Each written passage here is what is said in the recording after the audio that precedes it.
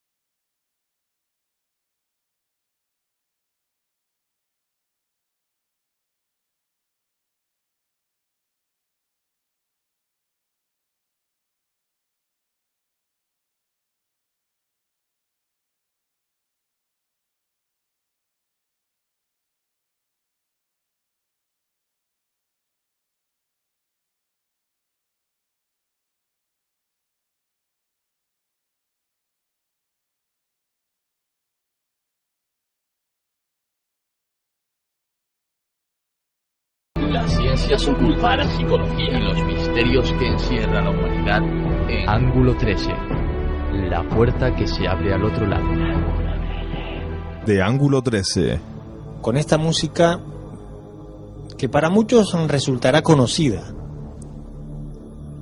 Básicamente porque esta música fue hecha por nuestro primer invitado de la noche. Un hombre polifacético que nos va a acompañar en esta primera andadura del programa, una andadura que viene cargada, viene plena, viene intensa, viene llena de contenidos variopintos, pero que inauguramos, digamos, esta próxima hora y media de radio con un tema que siempre apasiona y que cada punto de vista es diferente. TID Radio Onda Cero 94.0 del dial en FM, también a través de la www.angulo13.com. Nuestro tiempo de radio arranca con esta sugerente música que lo identifica y que aprovechamos para también saludar al equipo que lo hace posible. En los mandos técnicos está Ismael Santana, en la subdirección Alasne Martínez, producción Daniel Revueltas. Ángulo 13 esta noche quiere abrir el pórtico hablando de psicofonías.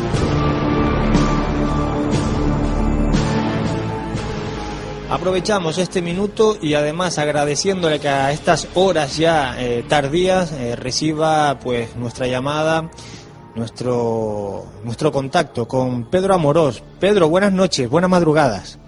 Hola, muy buenas noches. Encantadísimo de estar ahí con todos vosotros. Un placer que nos recibas, como decía, a estas horas que, bueno, siempre en Canarias, con esto de que tenemos una horita menos, nos confiamos y abusamos incluso a veces de los amigos, ¿eh? Pero siempre es un placer estar hablando de misterio, indudablemente, tanto con los oyentes como desde luego con los amigos como vosotros. Uh-huh. Pedro, que cuando en esto del misterio, pues no sé, decimos pirámides de Egipto, decimos la esvástica nazi, hay iconos. Cuando nombramos psicofonías o una ouija, también captamos la atención del oyente, del lector. Hay determinados iconos que funcionan como un resorte y es inevitable detenernos ante ellos, ¿no? Yo creo que sí, yo creo que existen una serie de cosas dentro, o de temas dentro del mundo del misterio, que sin duda ofrecen una expectación mucho más amplia, porque a todos nos pica la curiosidad de qué es lo que va a pasar pues cuando lleguemos hasta el punto de no retorno, ¿no?, dentro de nuestra relación vida-muerte. Por eso creo que el contactismo y sobre todo pues el saber qué es lo que puede existir más allá de la vida, pues nos llega a abrir un poco la sensación y la forma de pensar, ofreciéndonos incluso pues parámetros que a pesar de que no llegamos a comprenderlos, intuimos que podría ser así. Y desde luego existen dos temas en el terreno de lo paranormal, del misterio, que ponen de manifiesto todo esto. Uno de ellos es la psicofonía, como muy bien has dicho, y de igual forma el tema de la ouija. ¿Por qué? Porque creo que son dos cosas absolutamente físicas, de comprobación en lo que se llama la transcomunicación. Pese a que la psicofonía está considerada dentro del espectro de la transcomunicación instrumental, el tema de la ouija debería de añadírsele más la transcomunicación psíquica, porque sí que influye una especie de canal, ¿no? Pero que indudablemente son dos temas físicos que se pueden ver, son objetivos y desde el punto de vista del misterio se pueden incluso solapar entre ellos, ¿no? Eso te iba a preguntar porque sabemos de muchos investigadores que fusionan las dos técnicas, que las hacen complementarse y pues está extendido que a través de una práctica de ouija también se intenten recoger incursiones psicofónicas. ¿Se complementan o deberíamos de tratarlas por separado como regla normal? Absolutamente por separado. Pese a que tengo buenos colegas, compañeros que están trabajando con la ouija desde hace muchísimos años y graban psicofonías en las sesiones, en concreto Paco Azorín, mi querido amigo Paco Azorín y compañero además de la SEIP, pues él denomina lo que se llaman las ouijafonías, las psicofonías que se obtienen durante las sesiones Ouija, ¿no? Sin embargo, yo soy de los que piensan que hay que separarlo, por muchas razones, pero la primera y primordial es que para poder establecer que se trata de una psicofonía, tenemos que tener un control riguroso y técnico de cada uno de los momentos de grabación. Y en una sesión de Ouija, lamentablemente, no se pueden establecer esos parámetros de una forma muy objetiva, de forma que si alguien cuchichea algo, hace un susurro de algo, de algún comentario, pues puede ser tomado por psicofonía, a no ser que se haya técnicamente controlado hasta el último punto, ¿no? Yo he realizado sesiones de Ouija con un control técnico de psicofonías y se obtienen psicofonías verdaderamente impresionantes, ¿no? Y eso no es obvio para que no se obtengan, y es verdad. Y también tenemos que añadir que durante una sesión Ouija, lo que es la producción psíquica de las personas, de los participantes, está especialmente activa, y esto produce un muy buen resultado dentro de lo que es el fenómeno psicofónico. Uh-huh. Sabes que estamos actualmente en una sociedad que se cuestiona todo, o casi todo, incluso el nombre que nos pusieron al nacer, y ahora los términos parece que también se cuestionan.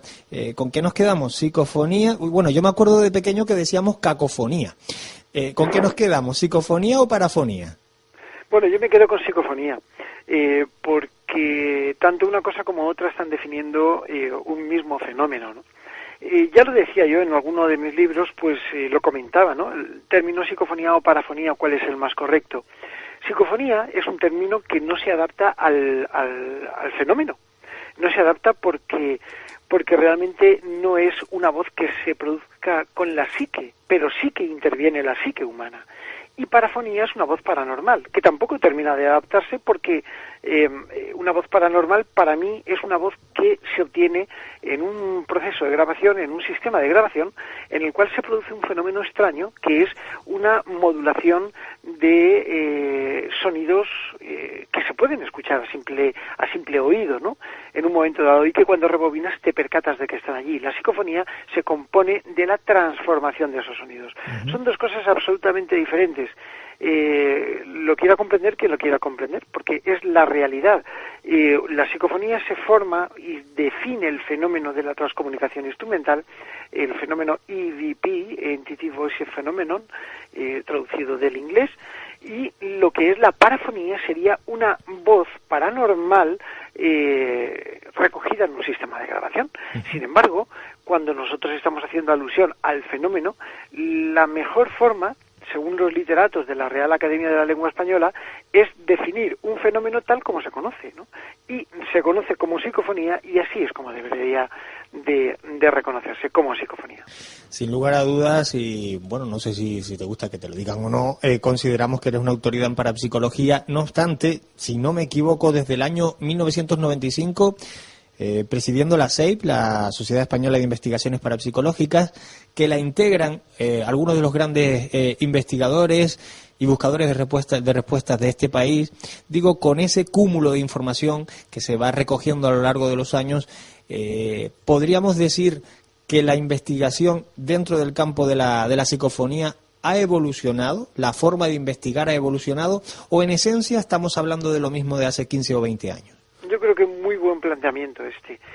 Yo me decantaría con que técnicamente intentamos evolucionar. Intentamos, porque desde luego hay una cosa que está clara.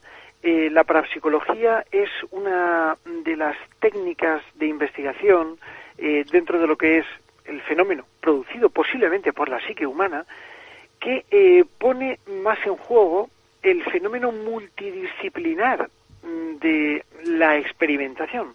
Y me explico. Intervienen factores físicos, intervienen factores psicológicos, intervienen factores biofísicos e intervienen muchas otras cosas. Todo esto va a concretar en un punto, ¿no? Concreta en que precisamente es la psicofonía uno de estos fenómenos que quizás se pueda de alguna manera demostrar plausiblemente de su existencia, ¿no? Esto hace que lo tengamos en cuenta prácticamente todo a la hora de experimentar y de investigar, pues tanto en Casas Encantadas como como en laboratorios, como en métodos de trabajo absolutamente normal. Nosotros vamos en concordancia con la ciencia, ¿no? Y la ciencia es la que nos va poniendo una serie de puntos de desarrollo. La tecnología va evolucionando, la tecnología científica. Yo soy tremendamente científico y conforme salen nuevas formas, nuevos métodos de trabajo desde el punto de vista científico, aparecen nuevas herramientas de Esta trabajo. entrevista pertenece al archivo sonoro de Ángulo 13. Han evolucionado todo. Por ejemplo, yo empecé con los grabadores de bobina abierta hace muchos años. Luego me pasé casi directamente a las cintas de cassette. Luego utilizaba la transradiocomunicación. Luego utilizaba los grabadores minidisc. Luego los DAT. Luego, las unidades de memoria, y ahora estoy con las unidades de memoria. Es decir, la técnica ha evolucionado y ha evolucionado la forma de obtener. Sin embargo, el proceso es el mismo. La metodología de trabajo para intentar entrar en contacto con ese otro lado, otras realidades, es el mismo sistema. Y podemos ponerle un lacito rojo si quieres, pero se trata del mismo fenómeno, claro, producido por la misma forma, ¿no? Solo que sí que tenemos herramientas que nos ayudan a establecer una serie de parámetros a la hora de interpretar los resultados. Un grabador, por el hecho de ser mejor, no va a grabar más psicofonías, sino va a dejar que se entiendan mejor las que hemos grabado. Hablabas ahora de que la ciencia permite que los aparatos, todos los sistemas electrónicos, etcétera, que utilizamos hayan evolucionado, pero hay una parte, ahora que hablábamos de ciencia, que quizás siga siendo una piedrecita en el camino, si la queremos ver así, y es la ciencia que se hace en la universidad. Me explico. La sensación que tenemos es que la ciencia ortodoxa, si la queremos llamar así, aunque no me gusta mucho esa expresión, vive a espalda o constantemente negando esta otra vertiente, ¿o eso es una apreciación equívoca? Eso es una apreciación completamente equívoca. Mira, hay mucha gente que piensa que la ciencia no está de parte del misterio, de la parapsicología en general. No hablo del tema psicofónico. Porque todos, para los escépticos, tienen que tener un punto de inflexión. Y como tú decías, la ciencia ortodoxa observa aplicando el método científico. A ver, tenemos que tenerlo claro. La parapsicología no es ciencia. La parapsicología es paraciencia. Nosotros establecemos una serie de pautas para investigar que se componen de un método de investigación, los más puristas, que es el método paracientífico de investigación. Es un método en el cual yo apoyé, describí en un congreso en el año 2003, si no recuerdo mal, donde yo exponía una metodología de trabajo que vamos siguiendo numerosas personas para poder establecer una serie de puntos en relación y en concordancia con los fenómenos paranormales. Pues por ejemplo, la investigación de los fenómenos poltergeist, pues por ejemplo, la investigación psicofónica, etcétera, etcétera, etcétera, la fantasmogénesis, etcétera, ¿no? ¿Qué significa esto? Esto significa que la ciencia tiene una serie de puntos concretos para elaborar un método de investigación. Y estos puntos se recogen en el método científico de investigación. Nosotros no podemos establecer pautas porque no obtenemos los mismos resultados bajo las mismas condiciones.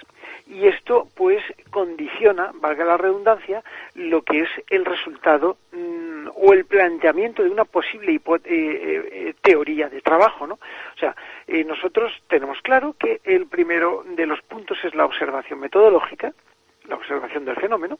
El segundo de los puntos a concluir es el planteamiento de las hipótesis experimentales de trabajo.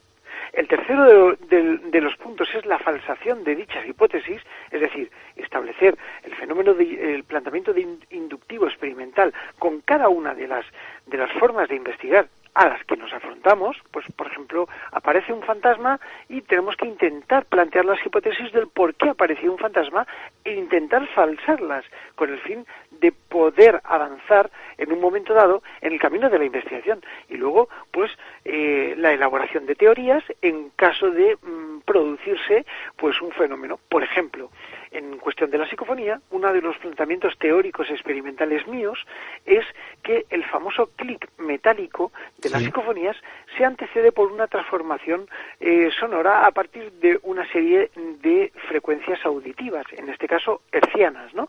Es decir, cuando tenemos un sonido que supera aproximadamente entre los 8 y 20.000 hercios de vibración, es cuando se produce la modulación psicofónica que puede dar entrada como portadora sonora a lo que es el fenómeno de la psicofonía, ¿no? Y esto es una cosa que estamos intentando teorizar. Para que, bueno, y se ha comprobado ya lógicamente con muchos colegas, en muchos ambientes, con muchos experimentos en laboratorio, para poder llegar a plantear que eso está así y forma parte de lo que podríamos llegar a considerar como ley parapsicológica. En mi mano tengo además, y se recoge perfectamente en ellos, esto que estabas comentando ahora, 2 libros de cabecera. Conmigo ya llevan algunos años, Psicofonías, ¿Quién hay ahí? Y Psicofonías, Voces del Más Allá, autor, quien está al otro lado del teléfono, Pedro Amorós. No todo es, y que sirva como crítica constructiva a muchos, ¿no? No todo es llegar a Internet y colgar el ruidito de turno y poner el sello de investigación. Eso es otra cosa. Internet hace daño a trabajos tan buenos como estos 2 libros, ¿no? Bueno, estoy totalmente de acuerdo en el planteamiento. Creo que es súper puntual, ¿no? Internet es una gran herramienta, pero hay que saber utilizarla. Internet tiene todo, pero hay que saber filtrar el grano de la paja para quedarnos con la esencia. Y la esencia es lo que nos va a ayudar a tomar una decisión, o en este caso, a plasmar. En Internet se hace de todo. Una persona graba en Internet un vídeo y ya es el rey de los mares, o graba una psicofonía y ya es el gran investigador. Esto no es así. En la parapsicología hay que entrar con humildad, hay que entrar con investigación, con esmero, con curiosidad y sobre todo con mucho ímpetu o afán de investigar, ¿no? De esclarecer cuáles son los posibles resultados. No se trata de ninguna de las maneras, no se trata de colgar una psicofonía y hacerte famoso con esa psicofonía. Yo, por ejemplo, para poder escribir uno de mis libros, tuve que basarme en el resultado de 5.000 experimentos. Casi nada. Y cuando yo me voy a investigar a un sitio, me voy a investigar. Y cuando me voy a experimentar, me voy a experimentar. Si yo cojo mi grabadora y me voy a una casa de la que se dicen que ocurren cosas raras, o porque he visto una casa abandonada y me apetece grabar en el interior, siempre y cuando no irrumpa ni bloquee ninguna puerta ni demás, pues evidentemente podré hacerlo. Eso es una experimentación, no es una investigación. La investigación parte de un punto y la investigación es lo que conlleva un análisis y multitud de experimentaciones. Pues, por ejemplo, te podría decir que en la SEIP nosotros estuvimos casi 1 año y medio investigando en una casa donde presuntamente aparecía un fantasma y estuvimos 1 año y medio investigándolo. Llevamos desde el año 1995, prácticamente con la fundación de la Sociedad Española de Investigaciones Parapsicológicas, investigando el tema de las caras de Belmez. Y todavía está abierta la investigación. Todavía en uno de nuestros laboratorios tenemos unas placas controlando las humedades, controlando las transformaciones que se producen posiblemente endocoloplásticas o teleplásticas, y bueno, pues está abierta esa investigación, con lo cual investigar no es sencillo. Investigar te puede llevar media vida para poder investigar, y luego con el resultado de esas investigaciones, pues sí que se pueden escribir artículos, escribir libros, claro, hacer vídeos, y ese es el proceso que hay que seguir. El problema es que hay mucha gente que se ha introducido en el mundo del misterio a salto de mata, y esto no se puede producir, no se debe de producir, porque entonces resta rigor a las personas que intentamos hacer las cosas desde un punto de vista mucho más objetivo, minucioso, e intentando esclarecer las cosas por sus puntos y por sus medidas. Generalmente en esta sociedad en la que vivimos, aquellas personas que destacan pues por lo concienzudo de su trabajo, por lo metódico de su trabajo, acaban siendo el centro de alguna diana sin además haberlo pretendido. No sé si tú te has visto alguna vez o has tenido la sensación de ser el centro de esa diana. Claro, por supuesto, pero a diario. Basta que seas un poquito famoso en cualquier sentido, sí, pero en el sentido del misterio, del motociclismo, del tenis, del fútbol, lo que sea, para que seas diana de muchísima gente, ¿no? Al principio te resulta un poco extraño porque dices, bueno, ¿y qué he hecho yo para que se metan conmigo, no? Pero luego te das cuenta de que es normal y que luego la mayor parte de esas personas que te apuntan en la diana, que incluso hay muchos del mundo del misterio, pues son los primeros en darte palmaditas en la espalda y en pedirte autógrafos, ¿no? Esto a mí me ha ocurrido y me ocurrirá, ¿no? Pienso que es un tema normal. A mí, lógicamente, me han atacado y me han puesto, y yo he denunciado a gente, a periodistas, por haber dicho. Hoy en día ya no denunciaría a nadie. Yo recuerdo que en unos ataques que recibí yo, tanto de Dios como la SEIP, como incluso por el tema de las caras de Belmez, que poco menos que decían que las había pintado yo desde pequeño cuando salieron. Yo tenía 7 años, vamos, no me dedicaba a pintar caras de Belmez con 7 años, ¿no? Pero el caso es que al final interpuso una denuncia y recuerdo que cuando estaba en ello, el pasante de la notaría... Esta entrevista pertenece al archivo sonoro de Ángulo 13. ¿Para qué quieres denunciar a este hombre? Si te está haciendo un gran favor haciéndote publicidad, ¿no? Entonces yo le decía, bueno, pues no sé, pero es que está insultándome el tío, ¿no? Y algo habrá que pararle los pies a este personaje, ¿no? Y bueno, pues así lo hice. Hoy en día posiblemente no lo haría, ¿no? Porque creo que forma parte de eso. Y al fin y al cabo la libertad de expresión es la libertad de expresión.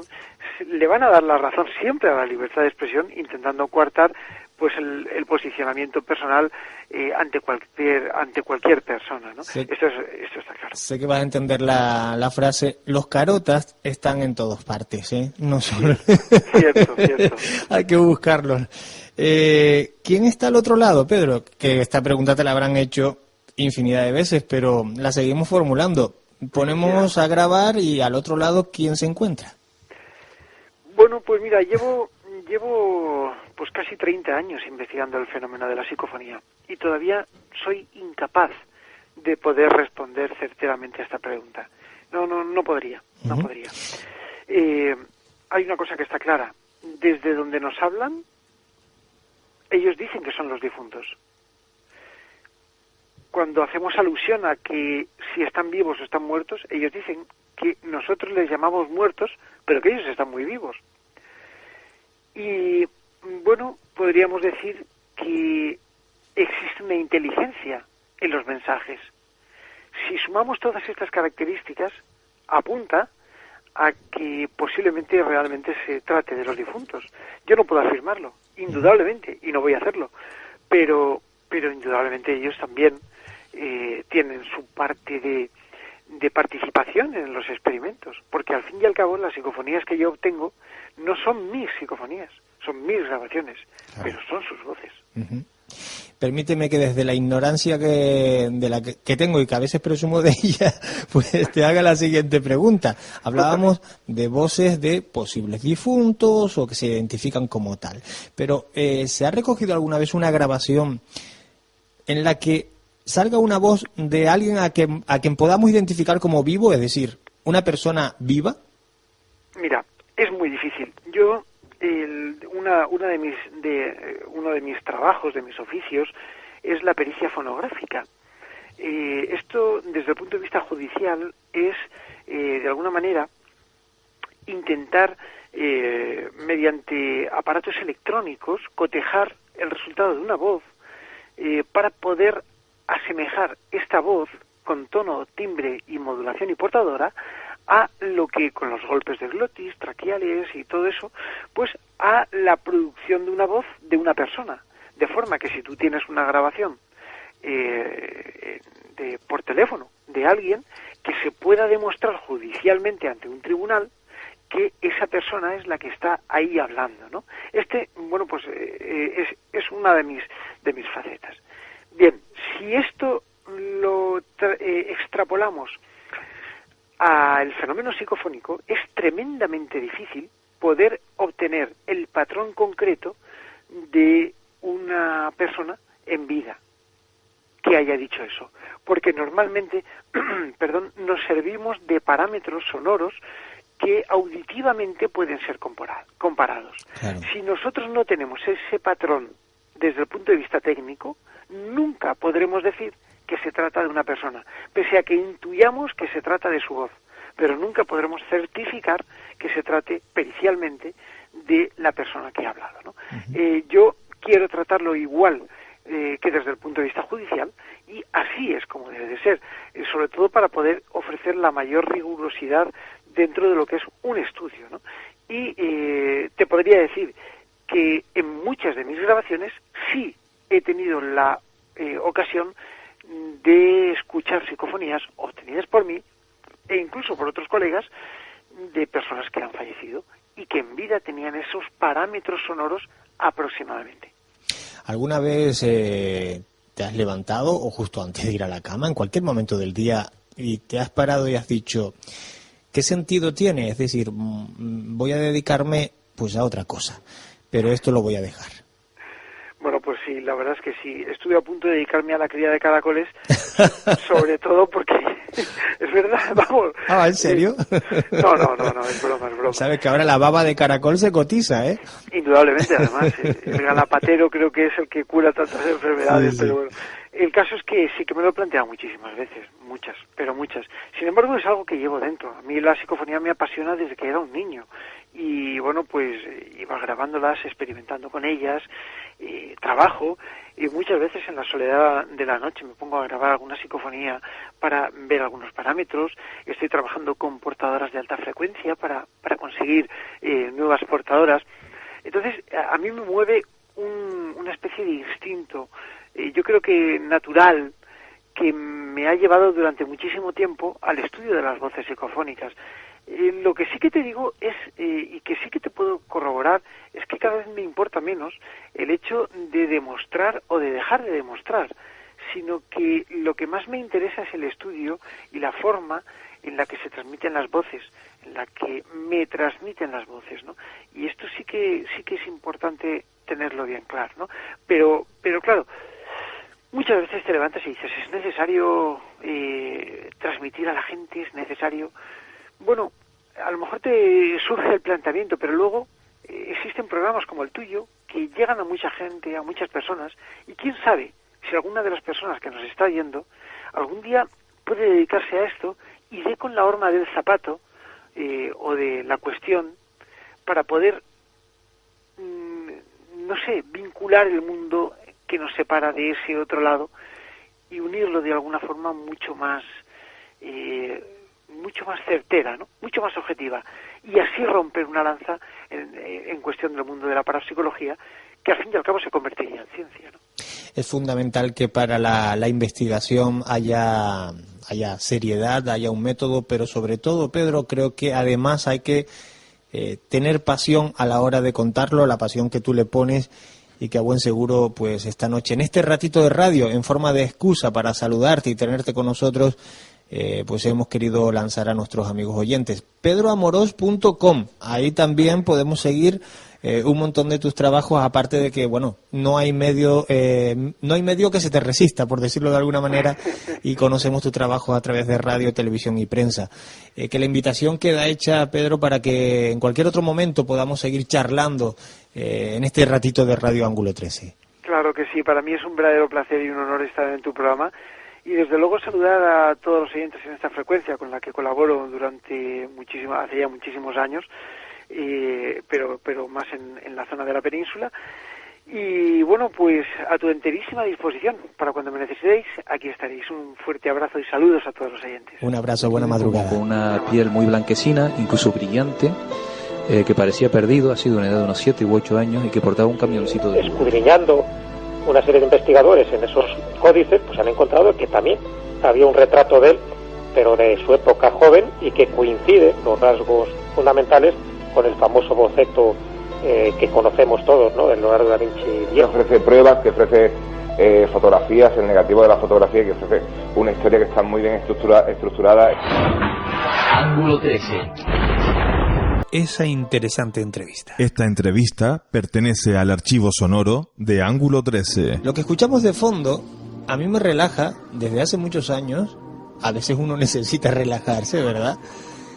Y el sonido de los delfines, de las ballenas piloto, el sonido del agua, en definitiva, que las envuelve, de alguna manera sirve como bálsamo el agua, ¿qué importancia tiene el agua? Claro, cuando hablamos de la importancia del agua, enseguida pensamos, es que si no bebemos agua, pero es que el agua, aparte de ser bebida, sirve para otras muchas cosas. El agua es vida, en definitiva. Y si yo les plantease que el agua tiene memoria, ya muchos estarían en esa estación de la confusión. ¿Cómo va a tener memoria el agua? ¿El agua tiene conciencia? ¿El agua qué facultades tiene el agua? Hace algunos años, los buenos amigos y compañeros del programa Milenio 3 y Cuarto Milenio, con la voz de nuestro siguiente invitado, sacaba a relucir esta cuestión que era desconocida por la mayoría y que algunos seguidores de Ángulo 13 nos han preguntado por ella, vía email, vía Facebook incluso, y queríamos recuperar, aunque sea algunos retazos de esa cuestión. Aprovechamos, por tanto, para saludar a esta hora de la madrugada, y le pedimos disculpas pues por ese retraso, a nuestro buen amigo Alberto Granados. Alberto, buenas noches, buenas madrugadas. ¿Qué tal? Muy buenas noches, ¿cómo estás, Juanca? Un placer saludarte nuevamente, y esta vez no te pillo con la excusa de un libro, esta vez te secuestro pues por otra cuestión, ¿no? Sí, además, como tú bien decías, una cuestión que todavía hay muchos oyentes de Milenio y de Cuarto Milenio, y bueno, y como tú bien decías, seguidores tuyos que de vez en cuando preguntan, y además fue uno de esos temas en los que, bueno, yo creo que movió un poco la conciencia, ¿no?, de todo el que nos escuchó y nos vio, y que con el tiempo todavía siguen preguntando de vez en cuando, ¿no?, por esa memoria del agua, ¿no? Qué buenos momentos nos hiciste pasar, momentos, fíjate, es curioso porque no siempre ocurre en la radio o en la televisión además, la imagen es que se hace todo más complicado, ¿no? No siempre ocurre, digo, que cuando vemos o escuchamos un tema, sea el que sea, nos sentamos reconfortados. Esa era la sensación que yo tenía, la de un cierto confort, un cierto placer al escuchar lo que se comentaba sobre el agua y esa memoria del agua, que es como se planteaba la cuestión, ¿no?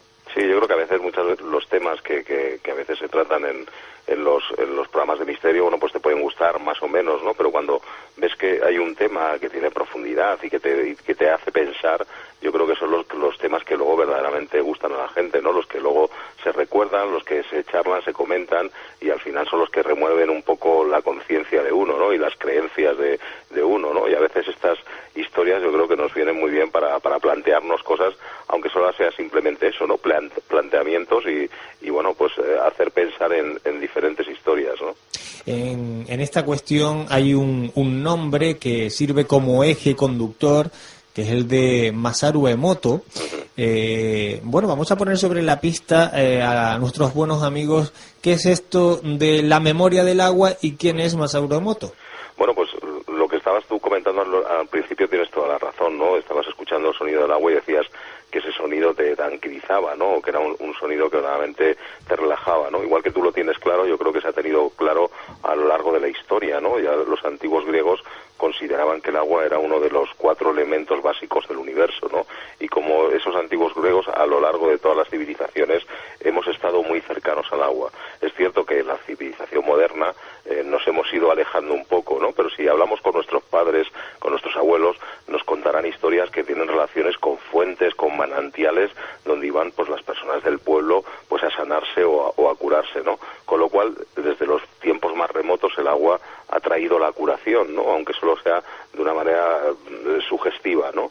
Es importante en nuestras vidas, la tenemos además en todos los rincones, la tenemos en las nubes, en los ríos, está en la fruta, en la verdura que nos tomamos, y sobre todo en nuestro cuerpo, ¿no? Cuando nacemos tenemos un 80% de agua en nuestro cuerpo, lo forma un 80%, luego con el tiempo va cambiando hasta convertirse en un 60 y tantos %, que es lo que tiene nuestro cuerpo, ¿no? La tenemos en la saliva, hasta en la sangre, en las células, lo tenemos hasta en los tejidos, en los huesos, con lo cual nuestro cuerpo es agua, ¿no? Y es una gran cantidad de agua, ¿no? Con lo cual hay que tener en cuenta esa importancia del agua en nuestras vidas, ¿no? En 1994, como tú bien decías, Masaru Emoto era un científico. Él no se quiere tampoco considerar un científico, ¿no? Se dedicaba a la medicina alternativa. Observando una nevada, se dio cuenta de, bueno, pues esos copos de nieve que se iban depositando, ¿no? Y entonces él empezó a plantearse si todo si el agua se podría, por así decirlo, visualizar, ¿no? Y entonces lo que hizo es coger agua, congelarla y con un microscopio especial sacarla a una fotografía, ¿no? Y bueno, pues descubrió cosas curiosas, ¿no? Por lo menos para él, ¿no? Que ciertas aguas que eran muy puras obtenía fotografías de esas moléculas de agua y eran cristales preciosos, ¿no? Que eran unos cristales muy visuales, blancos y muy bonitos, ¿no? Y se dio cuenta de que cuando cogía aguas que estaban estancadas o que tenían, bueno, pues que eran aguas que no eran salubres, bueno, pues aquella fotografía era como colores más oscuros, no tenía una forma definida de estrella como tenía las anteriores, y eso le dio por empezar a plantearse cosas, ¿no? Y entonces dijo, bueno, pues si un agua clara me da esta estrella y un agua pues estancada me da esta otra imagen, voy a empezar a tratar estas aguas, ¿no? Y entonces cogió un agua estancada, la llevó a un templo y les hizo a unos monjes que oraran delante de ese agua, ¿no? Realizaron una serie de rezos, estuvieron rezando delante de ese agua durante algunas cuantas horas.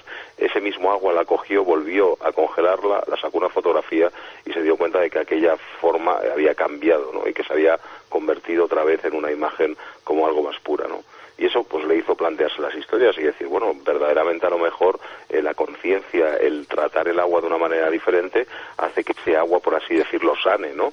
Y si ese agua sana, imagínate en el ser humano que somos ese tanto por ciento tan elevado de agua, ¿no? Uh-huh. Y entonces a partir de ahí, bueno, se creó una especie de corriente y la gente lo empezó a seguir y se ha creado incluso, bueno, pues un Día Mundial del Agua, que es el 25 de julio, donde Masaru Emoto se reúne y ya se hace a nivel mundial un poco pues a dar agua, gracias al agua, a bendecirla y bueno, pues a tratarla de una manera diferente, ¿no?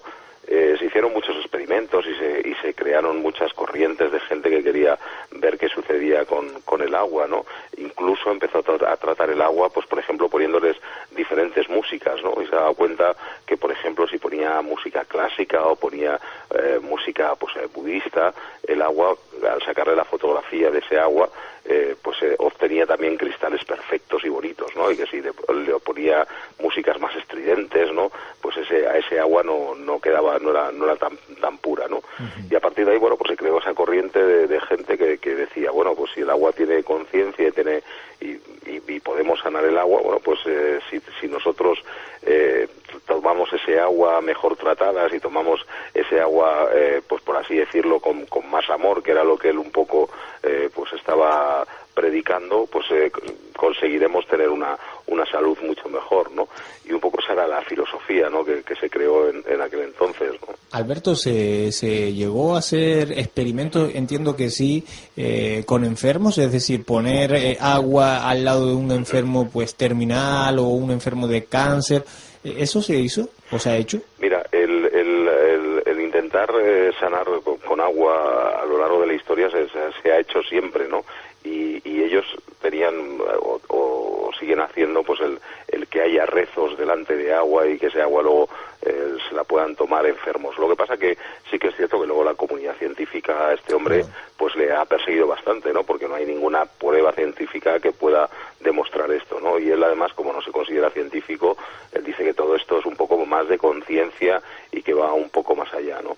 Que el agua ha curado a lo largo de la historia, aunque solo sea de manera a través de la sugestión, es cierto. Hay gente que iba a fuentes medicinales y que iba a santuarios donde al final terminaba curándose después de haber bebido un agua que le han dicho que está santificada y que es un agua sagrada, ¿no? O sea, que esa sugestión ha existido, ¿no? Tenemos la homeopatía, que está basada también en el concepto del agua y que muchos son los actos que siguen bueno, pues curándose con la homeopatía, pero a la vez también tenemos mucha comunidad científica que no le da seriedad a todas esas investigaciones, ¿no? Con lo cual esto se queda un poco más en el mero hecho de la conciencia y de que cada uno pueda pensar más o menos lo que crea, ¿no? Pero sí que es cierto que científicamente no ha tenido una demostración fehaciente y no ha habido un estudio que los científicos digan, oye, esto ya a partir de este momento lo han demostrado científicamente y nos lo vamos a creer, ¿no?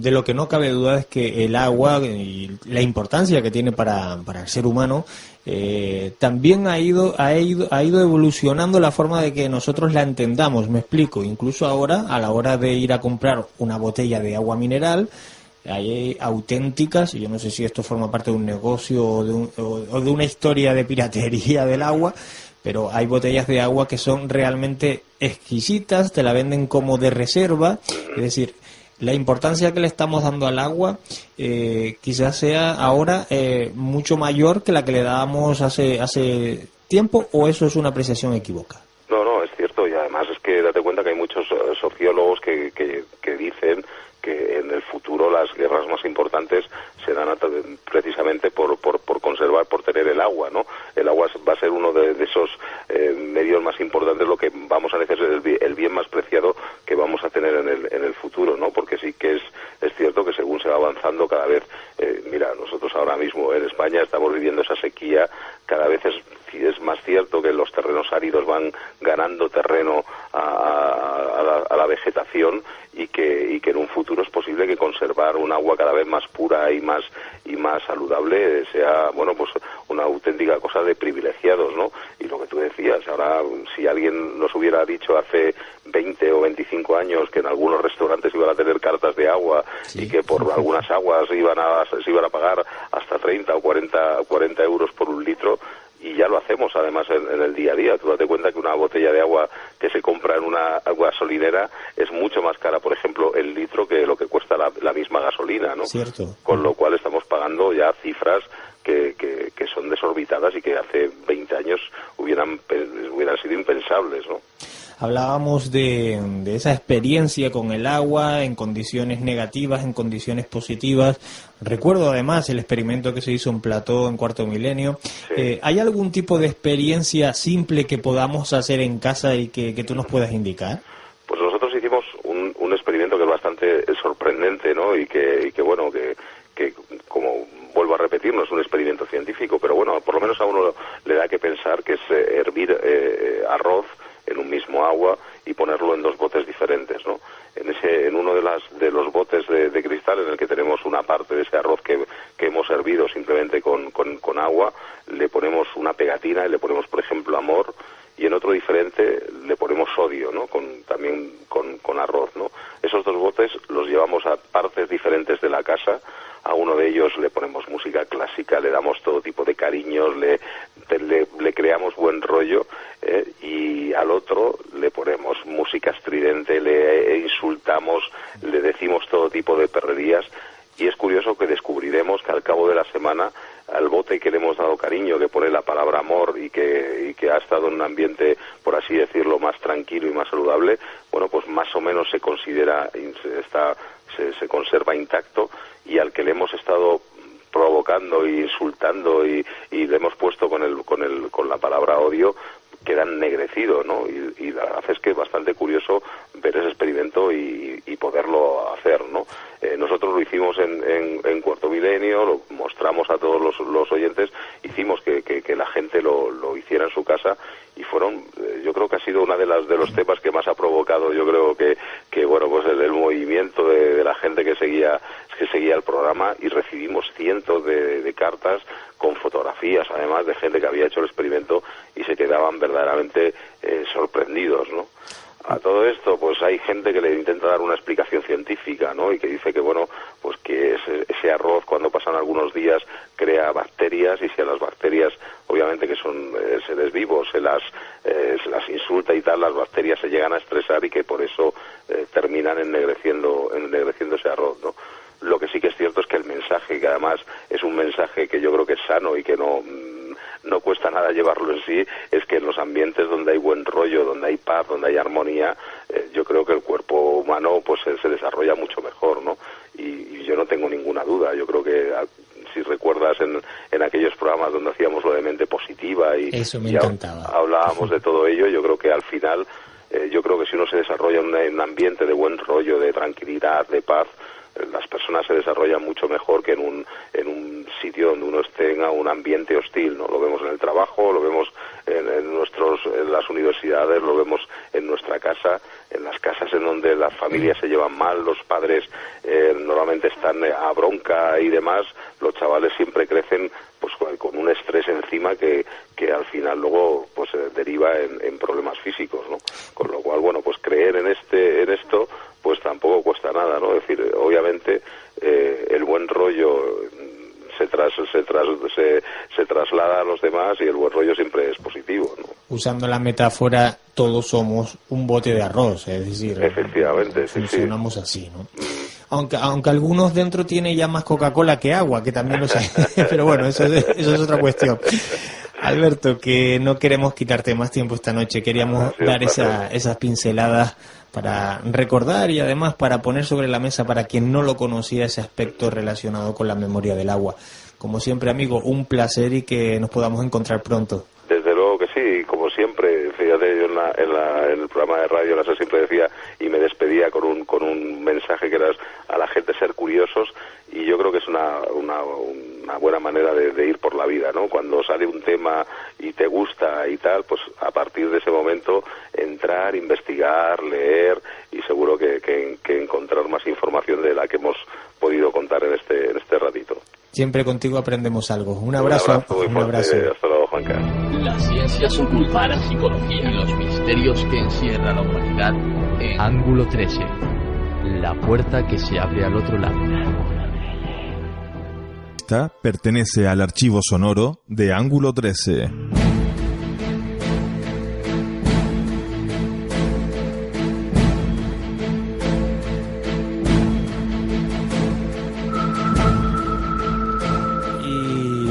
Quiero pedirle disculpas a nuestro compañero Roque Díaz. Roque, buenas madrugadas. Hola, buenas madrugadas, Juan. Porque como te vamos dejando para el final... No pasa nada. Tú, los samuráis y yo nos vamos a dar una carrerita en este tiempo de radio, pero bueno, vamos a hacer las cosas con cabeza y con una cobertura importante porque, como he adelantado, vamos a hablar de los samuráis.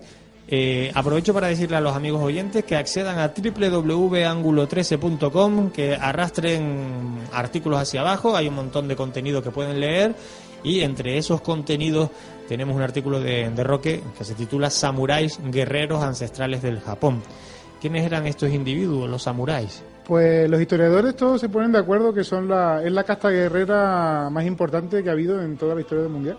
O sea, de todas las civilizaciones, los samuráis los que más. Los que más, guerreros.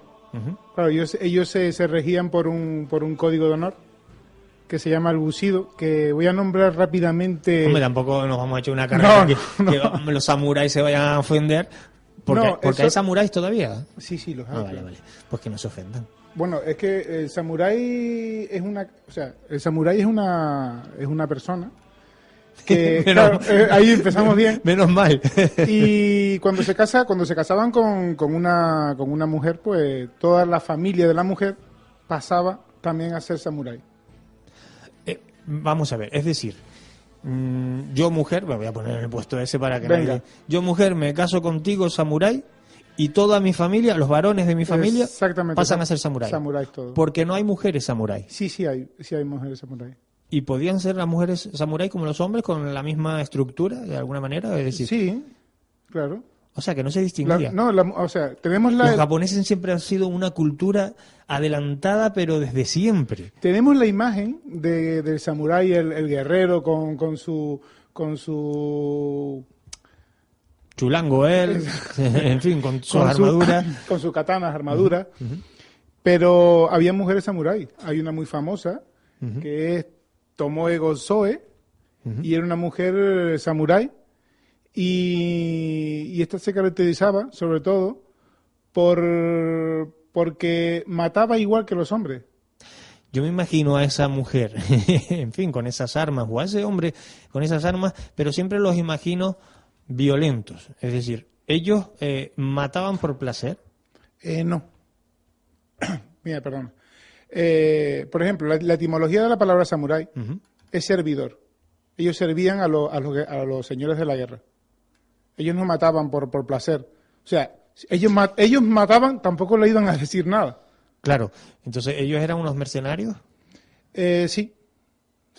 El origen de los samuráis, sobre todo, es cuando en el siglo VIII, después de Cristo, pues el emperador de costumbre necesitaba gente para ir a los pueblos para recaudar los impuestos. Entonces reclutó a esta gente y esta gente se formó esa casta de samurái. Yo quiero ser samurái. En fin, bueno, además, igual es verdad. Quiero ser samurái, pero imagino que habrá un protocolo de acceso, tengo que cumplir algún tipo de virtud para ser samurái, o es llegar, toma dinero, dame el carnet. No. El samurái se basa sobre todo en el código de honor, que es el bushido, y hay un libro que se llama el Hagakure, que se traduce oculto bajo las hojas, y tiene 7 virtudes básicas. Uh-huh. Te las nombro rápidamente. Vamos allá. El Yi, que es el sentido de la justicia y de la honestidad. Vamos bien, vamos bien. El Yun, que era el valor y el desprecio de la muerte. Ahí vamos también. Bien. El Yin, que era la simpatía hacia todos. Eso no lo tengo yo. Bueno. A ver, no todo me cae simpático, es más, la mayor parte de las cosas me caen antipáticas, ¿no? El rey, que no es el rey con Y, sino con I latina. La educación y el respeto a la etiqueta. Uh-huh. El makoto, que es la sinceridad y el respeto a la palabra dada. Eso hoy en día hace falta mucho. Esta entrevista pertenece al archivo sonoro que es la de lealtad Ángulo absoluta 13. hacia los superiores. Vale. Guerreros, militares. Y el meiyo, que era la defensa del honor del hombre y del clan. Qué bonito. O sea, al final, estos formarían los requisitos para convertirte en un auténtico samurái. Imagino que a lo largo de los tiempos, de los siglos, esto no ha variado. Es decir, ¿se mantiene la estructura de lo que era un samurái antes a los samuráis actuales? Los samuráis, o sea, la cultura, es una cultura en sí. Que viene desde el siglo IX, ¿no? Desde el siglo IX. En su esplendor fue en el siglo XI, siglo XII. Sí. Exactamente, pero y luego en el siglo XIX, a mediados del siglo XIX empieza a decaer. Y luego a mediados del siglo XX empieza otra vez cuando los famosos kamikazes de la Segunda Guerra Mundial, que también se consideraban samuráis. Los samuráis del aire. ¿Cómo es la vida de cómo era la vida de un samurái? Porque claro, hablamos de que eran guerreros, pero hasta los guerreros descansan. No iban al cine porque no había, pero, en fin, harían otras cosas, digo yo. El samurái cuando no estaba combatiendo, no estaba en campañas militares, pues... ¿De vez en cuando? De vez en cuando, muy de vez en cuando, que cuando se iban las mujeres samurái, se quedaban al cargo de la casa, de las tierras, porque eran como señores, ¿no? Y ellos, pues, eran personas muy cultas. Se dedicaban a organizar... a hacer jardines flotantes, los famosos estos jardines flotantes japoneses. Luego la cultura del té también sale de esa época. Y la cultura del té, te digo, que sale también de esa época. Y, o sea, era gente muy, muy cultivada en la cultura. Uh-huh. O sea que, fíjate, me estaba acordando yo ahora que tampoco tiene relación, pero me estaba acordando de las geisas, ¿no? Las geisas, sabemos, tampoco hay que entrar en detalle cuál es su labor, pero la gente desconoce la preparación cultural que tiene una geisa, ¿no? En el caso de los samuráis se preparaban para otra cosa diferente a la de las geisas. Son dos formas de luchar totalmente distintas, pero también ese dato de esa impronta cultural que tenían, pues a mucha gente le sorprenderá, ¿no? Sí, sobre todo en la cultura japonesa es muy importante lo que es la preparación cultural de las personas. Yo he leído en claro que en algún sitio, lo leí en tu artículo, que además practicaban la poesía. O sea, un guerrero, como un sanguinario guerrero lleno de katanas por todos lados, se para un día y dice: oh, de ti que eres bella como el eso de una camella. Eran poetas. Eran poetas, sobre todo cuando se iban a alguna campaña, dejaban siempre versos. Mira, te cuento uno rápido. Ah, sí, lo estoy viendo, sí, cuéntame. De Minamoto Yorimasa. En fin, bueno, espero que no sea mi japonés no es muy bueno. No, pero espero que no sea tan difícil el texto como el autor. Bueno, pues esto lo escribió antes de practicarse el seppuku, que es el suicidio ritual. Y escribió: como un árbol fosilizado del que no se esperan flores, triste ha sido mi vida, destinada a no producir ningún fruto. Pobre hombre, me acaba de dar pena. No. En fin, tenían su sensibilidad, caray. Mira, y morir, todo un arte. Morir es un arte. Morir, o sea, como te dije antes, en una de las virtudes, que te la nombro enseguida, que era el yun, que era el valor y el desprecio de la muerte. Pues morir era un arte para los samuráis. Ellos cogían la katana y se la clavaban en el estómago y luego se rajaban el estómago para sufrir una muerte dura y lenta. Y luego un compañero cogía y si veía que el samurái dudaba un poco a la hora de suicidarse, pues le cortaba la cabeza teniendo cuidado sin que se la llegara a sajar del todo. Yo me imagino esta noche a muchos que estarán en la cama, en la almohada, es decir, en la almohada, la radio bajita o en el auricular para no despertar al vecino de almohada, ¿no? Y le estás diciendo que un samurái se está abriendo un canal y que el otro le ayuda, le estamos dando la noche, pero vamos, ahora seguirán escuchando la programación de Onda Cero a nivel nacional, pues con los del Monaguillo un rato largo. Y una vez que mueren, a estos señores se les apilaba en un barranco. Nada, hacían entierros rituales, sí, y pasaba la historia por ser una persona muy, muy justa, sobre todo, y por tener ese valor de llegar a suicidarse, porque ellos no soportaban el deshonor de caer en derrota. Mira, y los samuráis, ya casi para acabar, estos iban, hombre, en bicicleta no iban, pero yo tengo la imagen, la iconografía de un samurái subido a caballo, era lo normal. El samurái normalmente luchaba a caballo, y no se batía con guerreros normales, se batía entre ellos, entre samuráis. Y casi siempre eran peleas entre clanes. Eran guerras entre samuráis. Exactamente. O sea, los samuráis se peleaban entre ellos, entre la misma casta de samurái. Y castas, o sea, clanes japoneses. Luego hubieron dos invasiones mongoles del Kublai Khan, que de ahí viene el nombre de los kamikazes, porque el emperador cogió y, o sea, pidió al viento divino, que era el kamikaze, que les ayudara en esas invasiones, y sopló tan fuerte el viento que media flota mongol pues se fue a pique. Gracias por haber venido, nos buscamos directamente en la sintonía, que nos vamos. Forma de ver las cosas. Tu ángulo de visión. Periodismo de investigación. Ángulo 13.